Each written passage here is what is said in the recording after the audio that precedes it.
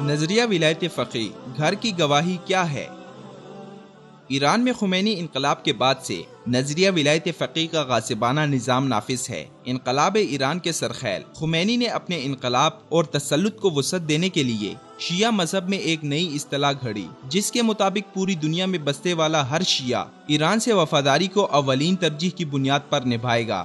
Khomeini نے اپنی حکمرانی کو مضبوط کرنے اور ایران سے باہر بھی اپنا اثر و رسوخ برقرار رکھنے کے لیے اہل تشیع کو نظریہ ولایت فقیہ کی زنجیر غلامی میں جکڑ لیا۔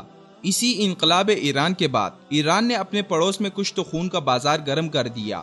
اسی نظریہ ولایت فقیہ کے نام پر دنیا بھر کے شیعوں کو ایران نے خوب استعمال کیا۔ یہی وہ بھیانک، من گھڑت اور فساد کی جڑ نظریہ تھا جس کی بنیاد پر ایران نے عراق و شام اور لبنان میں لاکھوں مسلمانوں کا خون بہایا۔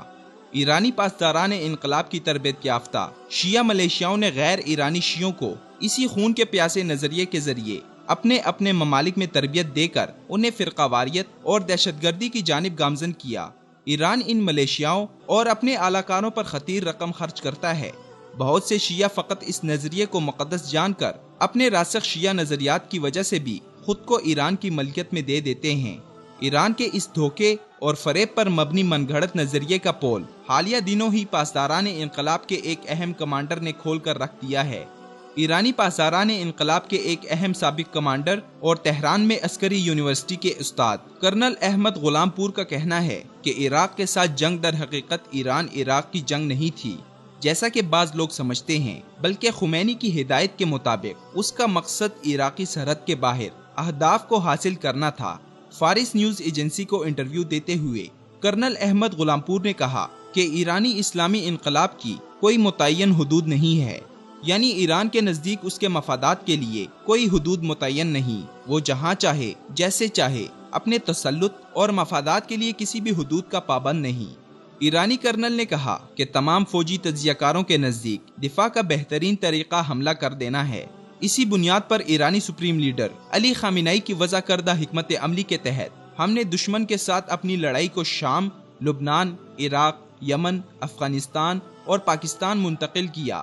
غلام پور نے مزید کہا کہ ایرانی مرشد اعلیٰ علی خامنہئی کی منصوبہ بندی کے فضل سے تہران دشمن کے ساتھ مقابلے کو اسلامی انقلاب کے مرکز ایران سے ہزاروں کلومیٹر دور کر دینے میں کامیاب ہوا۔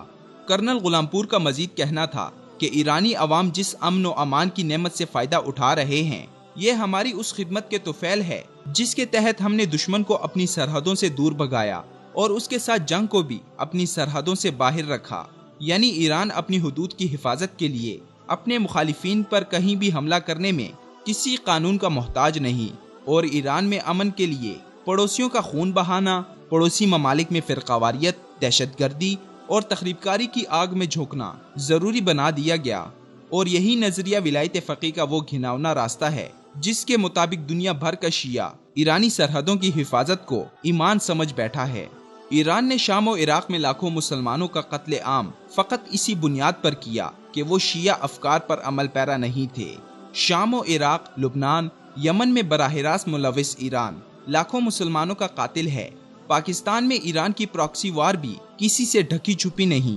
پاکستان میں موجود ایرانی اعلی کار شیعہ گروہوں کو بھی اسی نظریے کی زنجیر میں جکڑ کر رکھا گیا ہے، جو پاکستان سے زیادہ ایرانی مفادات کے وفادار ہیں، اور ایران پاکستان میں اپنی دخل اندازی کے لیے ان شیعہ جماعتوں کے ذریعے راہ ہموار کرنے کی کوشش میں ہے۔